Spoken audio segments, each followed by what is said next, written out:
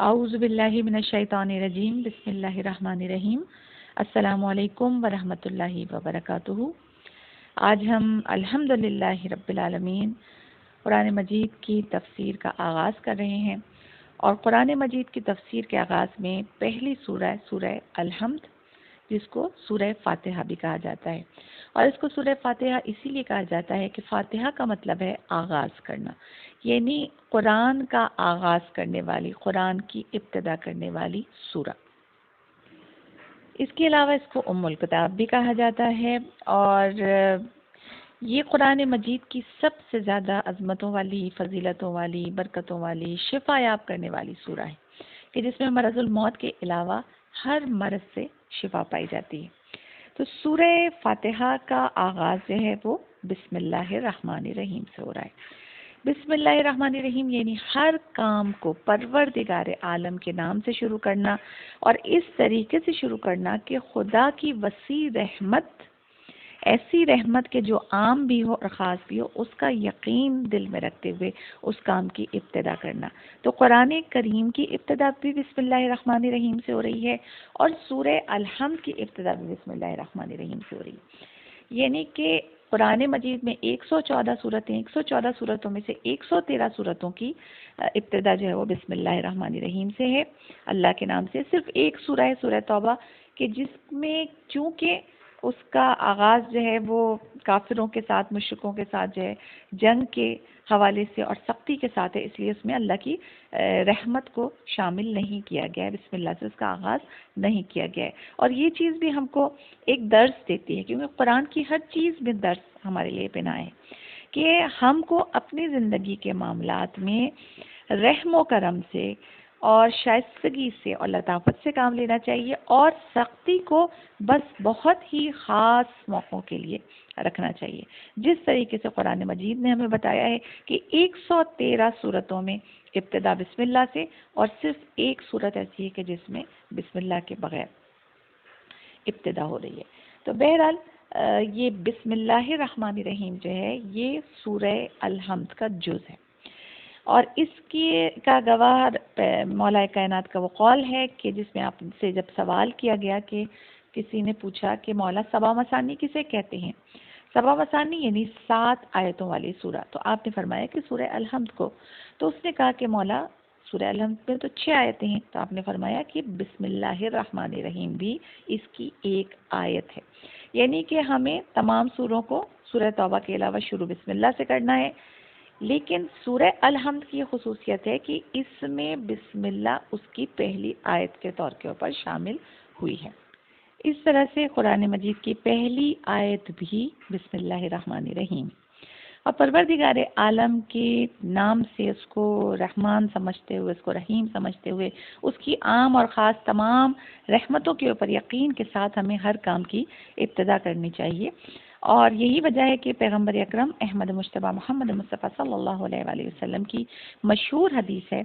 کہ جو بھی اہم کام خدا کے نام کے بغیر شروع ہوگا، ناکامی سے ہمکنار ہوگا۔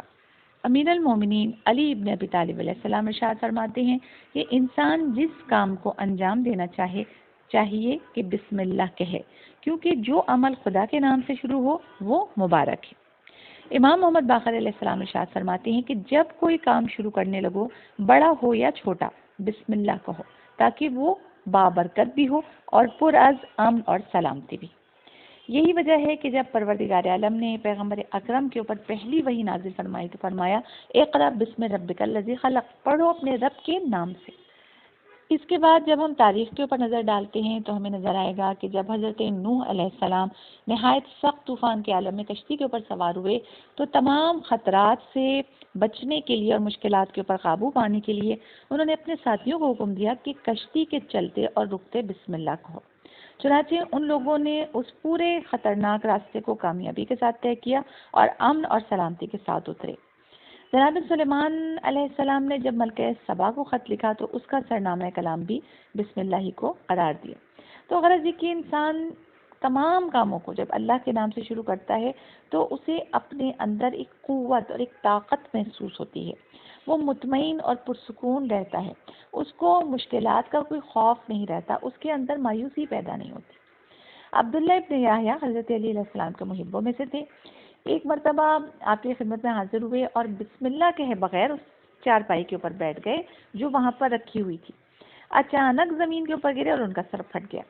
جناب علی علیہ السلام نے زخم کے اوپر ہاتھ پھیرا تو ان کا زخم جو ہے وہ مندمل ہو گیا۔ آپ نے فرمایا کہ تمہیں معلوم نہیں ہے کہ نبی اکرم نے پروردگار عالم کی جانب سے یہ حدیث مجھ سے بیان فرمائی ہے کہ جو کام بھی نام خدا کے بغیر شروع کیا جائے گا بے انجام رہے گا۔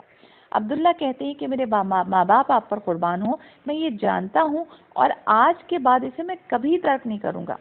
تو مولائے کائنات نے فرمایا کہ پھر تو تم سعادتوں سے بہرہ ہو گئے۔ امام جعفر صادق علیہ السلام نے اسی حدیث کو بیان کرتے ہوئے فرمایا کہ اکثر ایسا ہوتا ہے کہ ہمارے بعض شیعہ کام کی ابتدا میں بسم اللہ ترک کر دیتے ہیں اور خدا انہیں کسی تکلیف میں مبتلا کر دیتا ہے تاکہ وہ بیدار ہوں اور ساتھ ساتھ یہ غلطی بھی ان کے نام اعمال سے دھو دی جائے۔ تو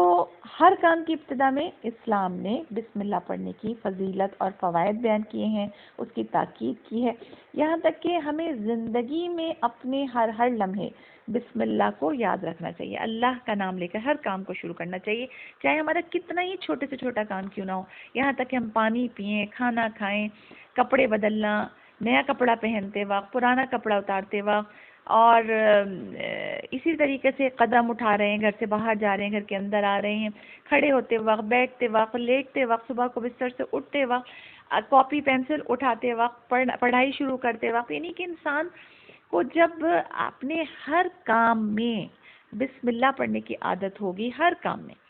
تو معصوم کا ارشاد ہے کہ جب قیامت کے روز اس کا نام اعمال اس کے ہاتھ میں دیا جائے گا اور وہ اپنی عادت کے مطابق اس نام اعمال کو بسم اللہ پڑھ کر کھولے گا تو اس کے سارے گناہ اس کے نام اعمال سے مٹ جائیں گے۔ اس لیے کہ انسان جب اللہ کے نام سے شروع کرے گا اور اسے رحمان اور رحیم مان کر اپنا نام اعمال کھولے گا تو پروردگار کہے گا کہ اس نے مجھے رحمان اور رحیم مان کر اپنا نام اعمال کھولا ہے، تو یہ کیسے ممکن ہے کہ میں اس کو اس کے گناہوں کے عذاب میں مبتلا کروں۔ تو اس بسم اللہ الرحمن الرحیم میں بسم کے بعد جو اللہ کی صفات اور کمالات کے علاوہ اللہ کے ناموں کی طرف جو اشارہ ہے، اس میں اللہ نام جو ہے وہ اس کے تمام ناموں میں جامع ترین ہے اور بہترین ہے۔ یہی وجہ ہے کہ جب دیگر مذاہب کے لوگ مسلمانوں کے معبود کی طرف اشارہ کرنا چاہتے ہیں تو لفظ اللہ کا ذکر کرتے ہیں، کیونکہ خداوند عالم کی تعریف اور اس کی توصیف لفظ اللہ سے مسلمانوں کے لیے مخصوص ہے۔ اس کے بعد جب ہم رحمان کی طرف آتے ہیں اور رحیم کی طرف، پروردگار عالم کی اس صفت کی طرف، تو رحمان جو ہے وہ رحمت عالم کی طرف اشارہ ہے۔ یہ وہ رحمت ہے کہ جو دوست، دشمن، مومن، کافر، نیک اور بدغرض، یہ کہ سب کے لیے، کیونکہ دنیا میں کتنے قسم کے لوگ ہیں، ظالم بھی ہیں، مظلوم بھی ہیں، ہر طریقے کے لوگ ہیں، مومن بھی ہیں، کافر بھی ہیں۔ یہ پوری کائنات جو چل رہی ہے اس کی خاص صفت رحمان کی طرف، رحمان یعنی اس کی وہ رحمت اس پورے دنیا میں ہر قسم کے انسان کے لیے ہے، کیونکہ اس کی نعمت کا دسترخوان ہر جگہ بچھا ہوا ہے اور اس کی بے حساب رحمت کی بارش سب کو پہنچتی ہے۔ پھر اس کے بعد رحیم ہے، یہ خداوند عالم کی رحمت خاص کی طرف اشارہ ہے، یعنی یہ وہ رحمت ہے کہ جو اس کے صالح اور فرمانبردار بندوں کے ساتھ مخصوص ہے، کیونکہ انہوں نے اپنے ایمان اور اپنے عمل صالح کی بنا کے اوپر یہ فضیلت حاصل کر لی ہے کہ وہ اس رحمت خاص جو ہے اس سے فیضیاب ہوں، اس سے بہرہ مند ہوں، جو کہ گناہگاروں اور غارت گروں کے حصے میں نہیں آئی ہے۔ ایک روایت میں ہے، امام جعفر صادق علیہ السلام ارشاد فرماتے ہیں، خدا ہر چیز کا معبود ہے، وہ تمام مخلوقات کے لیے رحمان اور مومنین پر خصوصیت کے ساتھ رحیم ہے۔ امام حسین علیہ السلام اپنی مشہور دعائے عرفہ میں ارشاد فرماتے ہیں، اے وہ خدا کہ جو دنیا اور آخرت کا رحمان اور دونوں ہی کا رحیم ہے۔ بے شک تو اس ایک آیت کی جتنی بھی تفسیر کی جائے کم ہے، کیونکہ مشہور روایت ہے کہ مولا کائنات نے ابن عباس نے جب سوال کیا تھا مولا کائنات سے کہ اس بسم اللہ الرحمن الرحیم کی تفسیر بیان کریں، تو پوری رات گزر گئی، پوری رات، یہاں تک کہ جب صبح ہوئی تو آپ نے مختصراً ارشاد فرمایا کہ پورا قرآن سورہ الحمد میں ہے، اور پوری الحمد بسم اللہ میں ہے، اور پوری بسم اللہ بائے بسم اللہ میں ہے، اور بائے بسم اللہ اس نقطے میں ہے کہ جو بے کے نیچے ہوتا ہے، اور وہ نقطہ ہم ہیں۔ سبحان اللہ۔ مولا کائنات کی اسی فضیلت کو میرے والد بزرگوار جناب ساحل لکھنوی صاحب نے بہت خوبصورت انداز میں بیان کیا ہے کہ علم کا اوج شہنشاہ امم سے پوچھو، علم کا اوج شہنشاہ امم سے پوچھو، علم کی شان ہے کیا لوح و قلم سے پوچھو، علم و مولا کا حشم ربط بہم سے پوچھو، ابن عباس پکاریں گے کہ ہم سے پوچھو، علم پھیلے تو یہ قرآن جلی ہوتا ہے، علم پھیلے تو یہ قرآن جلی ہوتا ہے، ایک نقطے میں جو سمٹے تو علی ہوتا ہے۔ بہرحال یہ موقع کی مناسبت سے ذہن میں آیا تو چاہا کہ آپ کے ساتھ بھی شیئر کروں۔ اب یہ بسم اللہ کے بعد جو سورہ آگے بڑھتا ہے، اگلی آیت آتی ہے وہ ہے الحمدللہ رب العالمین۔ اب پہلی ذمہ داری جو اللہ کے نام سے شروع کرنے کے بعد بندوں کی قرار دی گئی ہے وہ ہے اس پروردگار عالم کی لا تعداد نعمتوں کو یاد کرنا، یعنی کہ وہ بے شمار نعمتیں کہ جس نے ہمارے پورے وجود کو گھیر رکھا ہے، پروردگار عالم کی معرفت کی طرف ہماری رہنمائی کرتی ہیں۔ کیونکہ جب کسی انسان کو کوئی نعمت حاصل ہوتی ہے تو وہ فوراً یہ چاہتا ہے کہ اس نعمت کے بخشنے والے کو پہچانے اور اس کے شکریہ کا حق ادا کرے، کیونکہ محسن کے احسان کا شکریہ واجب ہوتا ہے۔ خدا کو پہچاننے کا بہترین اور جامع ترین راستہ جو ہے وہ اس کی تمام خلقت کا مطالعہ ہے۔ یہ اتنی بڑی اور اتنی حسین کائنات، یہاں اگر ہم کائنات سے بھی پہلے اپنے وجود سے شروع کریں کہ یہ ہمارے وجود میں کیا کچھ اس پروردگار عالم نے ہم کو عطا کیا ہے، ہماری دیکھنے کے لیے آنکھیں، سننے کے لیے کان، بولنے کے لیے زبان، اس کے بعد اس نے چہرہ ہم کو بہترین صورتیں نوازی، ہمارے ہاتھ پیر کی نعمتوں سے نوازا، ہم چل سکتے ہیں، پھر سکتے ہیں، ہمارے جسم کے اندر ایک پوری مشینری ہے، ایک پورا نظام ہے جو سسٹم چل رہا ہے مسلسل، ہمیں ہر وقت کوئی چیز دیکھنے اور چیک کرنے کی ضرورت نہیں پڑتی، ہمارے جسم کا نظام اس پروردگار عالم کے حکم سے ہر سانس کے ساتھ کس انداز میں چل رہا ہے، کس طرح سے دل، دماغ اور جسم کے باقی سارے اعضاء، ان کا آپس میں تعلق، ان کی رگوں میں خون کا دوڑنا، یہ سب کچھ کتنی بہترین طریقے سے چل رہا ہے۔ پھر اس کے بعد جب ہم کائنات کے اوپر نظر کرتے ہیں تو اتنا خوبصورت آسمان کے جس کے اوپر کوئی شگاف نہیں ہے، یہ سرسبز و شاداب زمین، اور کتنے بڑے بڑے لق و دق صحرا ہیں، عظیم پہاڑ ہیں کہ جن کو پروردگار عالم نے اس زمین کے اوپر میخوں کے طور کے اوپر زمین کو اپنی جگہ پر جمانے کے لیے خلق کیا ہے۔ کتنے حیوانات ہیں، کتنے جمادات ہیں، کتنے نباتات ہیں، کتنے چرند پرند ہیں، سمندر ہے، سمندر کے اندر کی اپنی پوری دنیا ہے، اپنی پوری مخلوقات ہیں، جس میں نیچے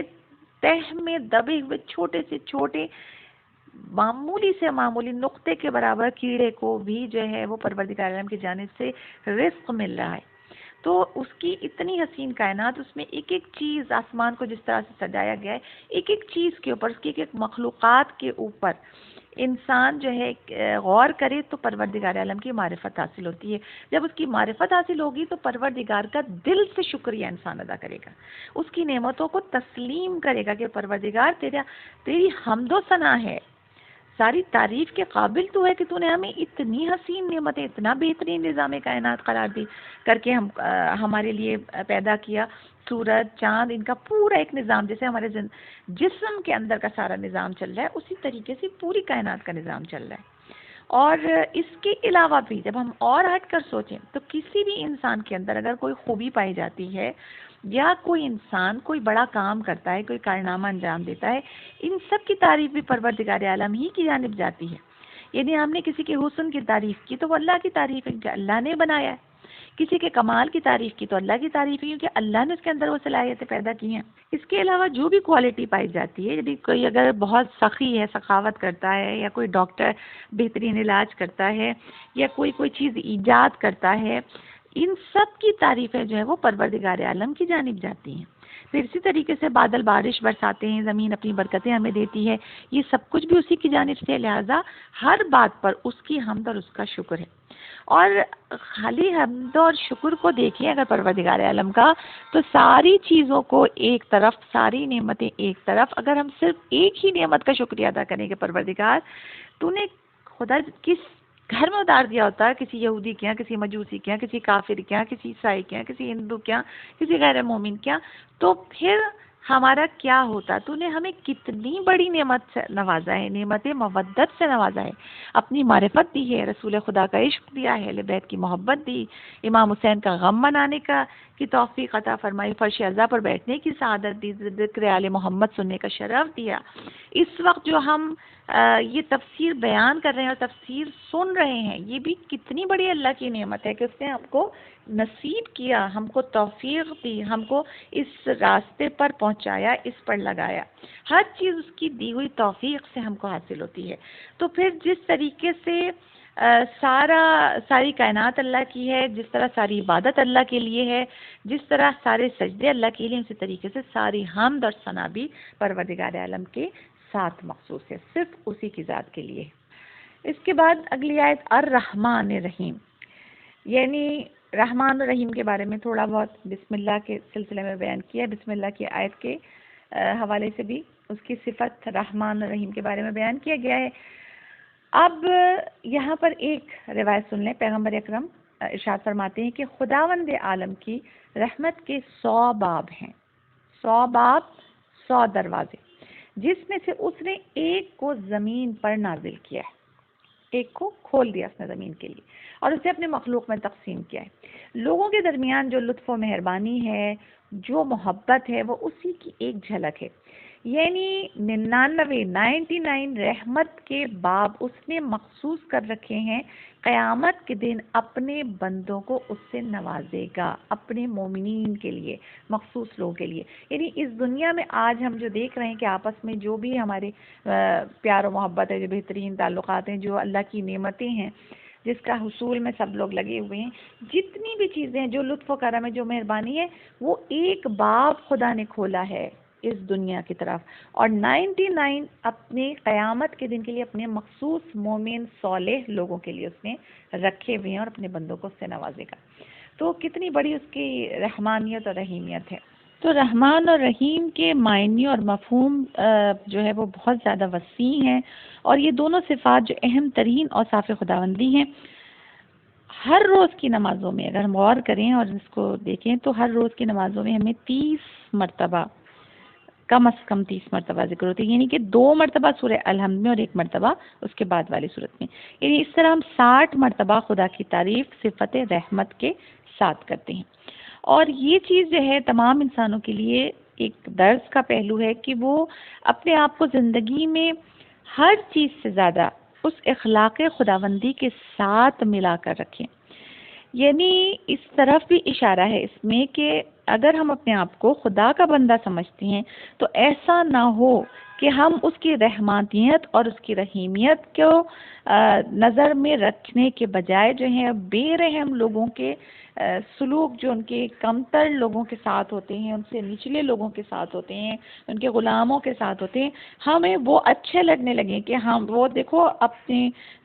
غلام کو یا اپنی میٹ کو اس طریقے سے ٹائٹ کر کے اور اس طریقے سے ظلم اور ستم کر کے رکھتا ہے، تو ہم بھی اس طرح رکھیں تاکہ وہ ہم سے دب کر رہے۔ نہیں، ہم اس خدائے رحمان کے ماننے والے ہیں کہ جس کی رحمانیت اور جس کی رحیمیت پوری کائنات پر پھیلی ہوئی ہے اور قیامت تک کے لیے مخصوص ہے، لہٰذا ہمیں اس کی اس صفت کے اوپر عمل کرتے ہوئے، صفت خداوندی، اخلاق خداوندی کے اوپر عمل کرتے ہوئے اپنی زندگی میں بھی اسی رحم اور کرم کو جاری رکھنا ہے، کیونکہ رب العالمین کے بعد الرحمن الرحیم اس نقطے کی طرف اشارہ ہے کہ پروردگار کہہ رہے ہیں ہم قدرت کے باوجود، جو کہ ہماری عین ذات ہے، اپنے بندوں پر مہربانی اور لطف و کرم کرتے ہیں۔ یہ بندہ نوازی اور لطف ایسا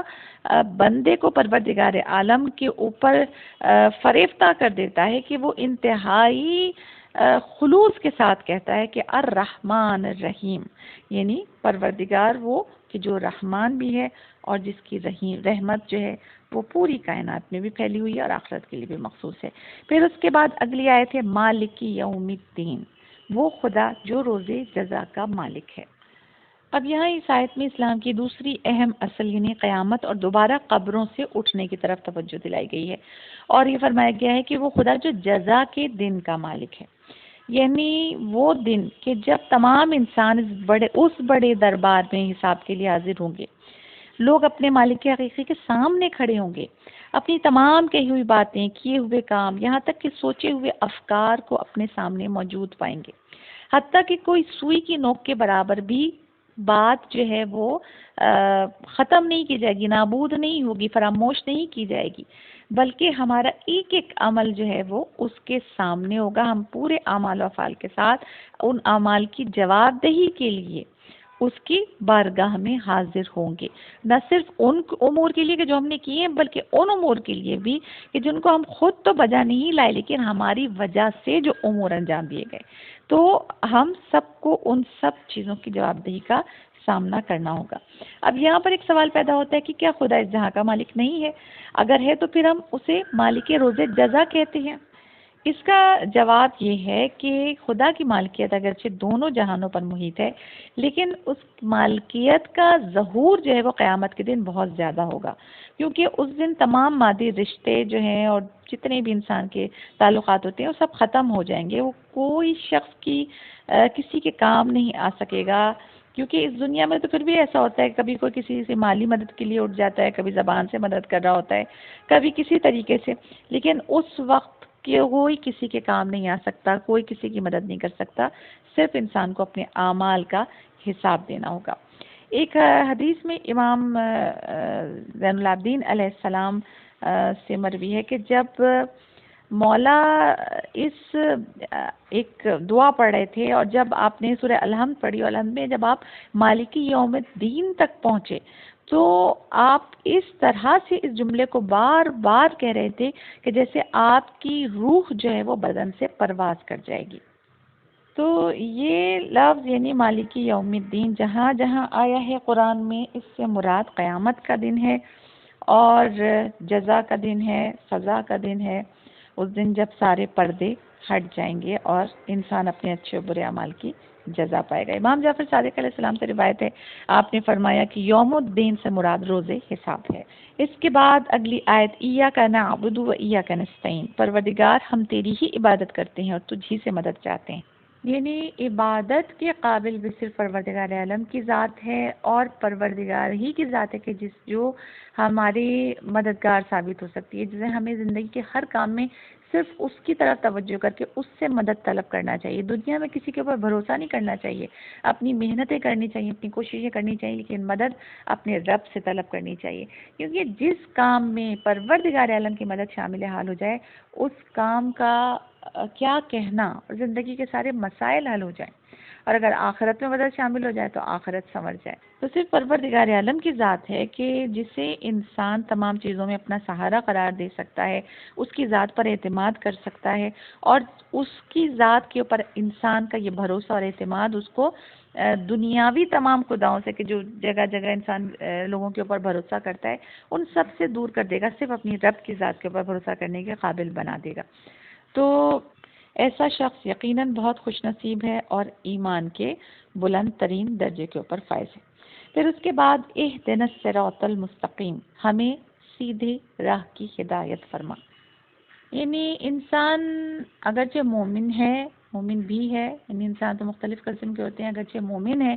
خدا کی معرفت بھی رکھتا ہے، اس مقام کے اوپر منزلت پہ فائز ہے، مگر پھر بھی امکان ہے کہ کسی بھی وقت اس کے پیروں میں لغزش آ جائے اور وہ صراط مستقیم سے ہٹ جائے۔ تو کیا ہے صراط مستقیم؟ سب سے پہلے تو یہ سوچنا ہے نا، مختصر ترین طریقے سے سورہ آل عمران کی آیت نمبر 101 میں بہت واضح کر دیا گیا ہے صراط مستقیم کو۔ ارشاد ہوتا ہے کہ اے اولاد آدم، کیا میں نے تم سے یہ عہد و پیمان نہیں کیا تھا کہ شیطان کی پرستش نہ کرنا، اس کے احکامات پر عمل نہ کرنا، کیونکہ یقیناً وہ تمہارا کھلا ہوا دشمن ہے، اور یہ کہ میری ہی عبادت کرنا یہی صراط مستقیم ہے۔ تو بالکل واضح طور کے اوپر بات ہماری سمجھ میں آتی ہے کہ ہر برے کام سے دور رہنا، ہر شیطانی کام کو اپنے قریب نہ آنے دینا، اپنے نفس کے اوپر مکمل طریقے سے قابو پانا، اللہ کی ذات پہ مکمل بھروسہ رکھنا اور اس کے احکامات کے اوپر سچے دل سے پورے خلوص کے ساتھ عمل کرنا، یہی صراط مستقیم ہے۔ اور اس راستے کے اوپر چلنے کے لیے ہمیں ہر وقت اپنے رب سے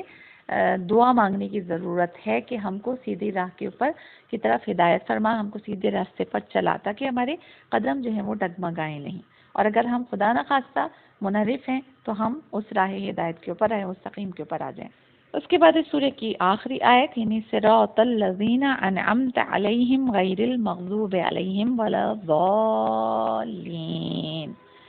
یعنی ان لوگوں کے راستے پر کہ جن پہ تو نے اپنا انعام فرمایا، ان کے راستے پر نہیں کہ جن پر تیرا غضب ہوا، اور نہ وہ کہ جو گمراہ ہو گئے، تو ان کے راستے پر جن کے پہ تو نے اپنی نعمتیں نازل فرمائی۔ کون سی نعمتیں؟ نعمت ہدایت، نعمت علم و عمل، نعمت توفیق، اور نعمت جہاد اور شہادت، یعنی ان لوگوں کے راستے کے اوپر نہیں کہ جن کے برے اعمال ہیں، جن کے ٹیڑھے عقائد اور برے اعمال کی وجہ سے تیرا غضب ان کے دامنگیر ہوتا ہے، ان کو تیرے غضب کا سامنا کرنا ہوگا، تیری ناراضگی کا سامنا کرنا ہوگا، بلکہ ان لوگوں کے راستے کے اوپر چلا کہ جو انبیاء اور صالحین اور ان کا راستہ ہے کہ جنہوں نے اب تیرے احکامات ہم تک پہنچائے ہیں،